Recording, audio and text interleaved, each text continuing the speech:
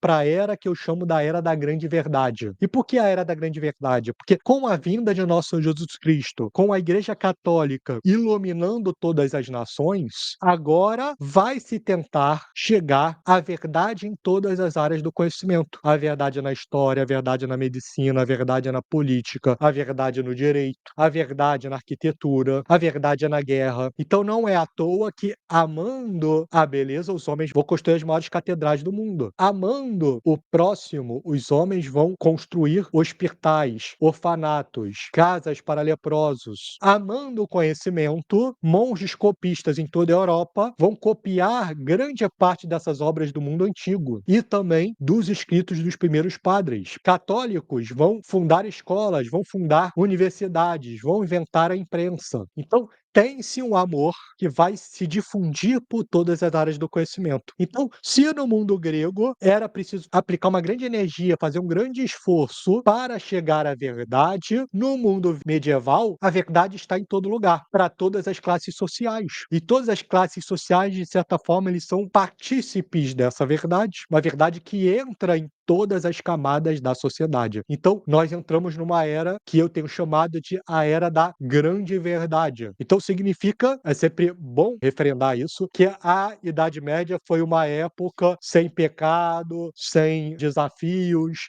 uma época perfeita, não, porque todos os homens são marcados pelo pecado original. Mas, ao mesmo tempo, nós precisamos entender que uma civilização ela será tão mais perfeita quanto mais próxima ela tiver da verdade. E não houve momento em que ela estivesse mais próxima do que nos séculos XII e XIII. Então é por isso que são séculos que vão produzir São Luís, rei da França, São Tomás de Aquino, São Francisco de Assis, São Domingos. Em todas as áreas do conhecimento vocês vão ter homens com virtudes heróicas, grandes estadistas. Então é impressionante isso. Então, chegamos na Era da Grande Verdade. Então tem uma primeira era, que é a era que a gente qualificou como a Era da Caverna de Platão na Europa, depois a Europa ela passou pela Era da Grande Verdade e tem-se as grandes revoluções. Qual é a primeira revolução? A Revolução Protestante, com Lutero. E Lutero ele vai fazer o quê? Ele vai utilizar os instrumentos de difusão de cultura que existiam em sua época, que eram quais? A imprensa e as universidades. As duas grandes invenções no âmbito cultural da Igreja Católica.